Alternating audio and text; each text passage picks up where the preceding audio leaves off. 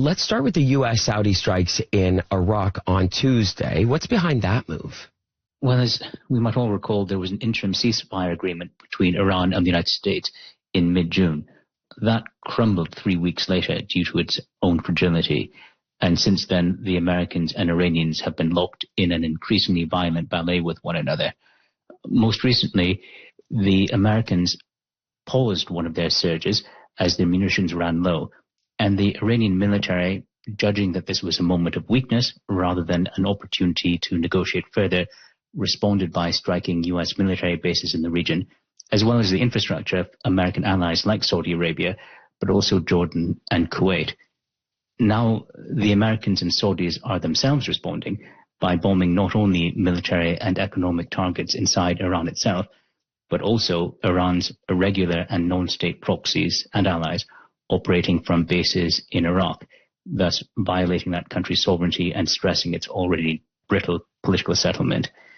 The real irony here is that the Americans and the Iranians both desperately need to step back from the brink, and I think want to do so, but yet both countries are pushing one another towards the abyss and now drawing other states in the region with them. Yeah, it sounds like such a volatile situation. What connection is there between these strikes and the continued Houthi blockade of Saudi oil exports through the Red Sea?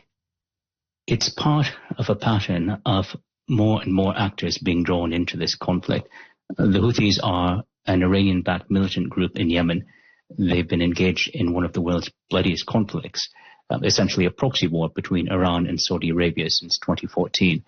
And that war has killed at least 400,000 innocent civilians and has caused about 90,000 children to starve to death.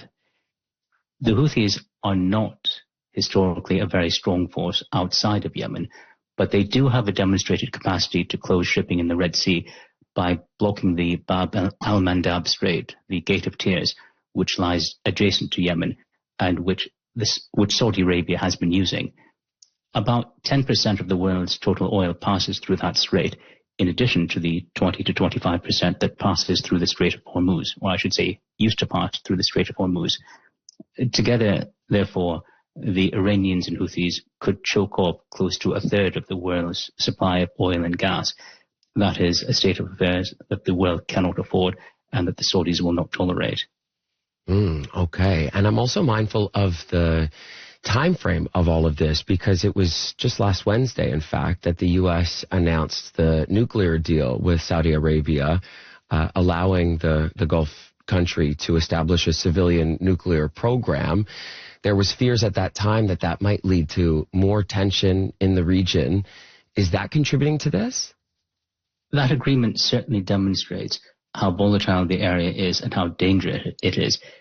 It also shows that this war has helped to drive the United States and Saudi Arabia even more closely together, and therefore has provoked the ire of the Iranians. And bear in mind, the Iranians claim, I believe somewhat disingenuously, that their own nuclear program is entirely for peaceful purposes. Few people believe that to be the case, but that is their argument. They now look at Saudi Arabia being granted by the United States what the United States is trying to deny them by force of arms. So yes, it has inflamed the situation, but there's another aspect to it, and that is that behind that agreement between the United States and Saudi Arabia is an increasing sense within Saudi Arabia that they cannot entirely rely upon the United States to protect them amidst all of this volatility. The Saudis until now have been supporting the United States, but have not been directly participating in bombing campaigns. That changed when the Saudis began bombing targets in Iraq, and it shows both a weakening, I believe, of confidence, their confidence in the US, and unfortunately, as a result, a deepening of their willingness to take up arms in this conflict. And their willingness to do so sounds like it's an even more dangerous escalation to this moment. It is, in that Saudi Arabia and Iran have been locked in a whole series of conflicts that until now have played out in other jurisdictions, in places like Lebanon, Syria, Yemen. But they have done what they can to avoid confronting one another directly for fear of that running out of control. And clearly now they are edging closer and closer to that sort of direct confrontation. The Middle East is a famously complex place, not only state-to-state diplomacy, but the impact of non-state actors and terrorist organizations.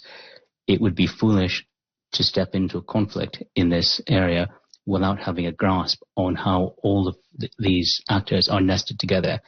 And I have to say the American administration has been remarkably foolish in what it has done. This week we've had Iran attacking U.S. military bases in Jordan and elsewhere, as you describe, and U.S.-Saudi attacks on Iraq and elsewhere. And I'm seeing that U.S. Central Command is not clarifying on who struck first. There's some concern or question marks around that in the global community. And I'm curious, does that even matter at this point? It really doesn't. What matters is that they are shooting and that they are fighting. Who shot first perhaps matters less than who will shoot last. In the broader sense, though, there is a miasma of uncertainty, not just in what individual actors are saying, like the United States, but what's going on within some of these countries. Iran is clearly a dictatorship, and I think that sometimes beguiles people into believing that one can treat the country as if they were a single decision maker who has a single coherent plan of action. In fact, Iran's political apparatus is made up of a series of constituencies who battle against one another for control of resources, control of power, and for control of the political agenda.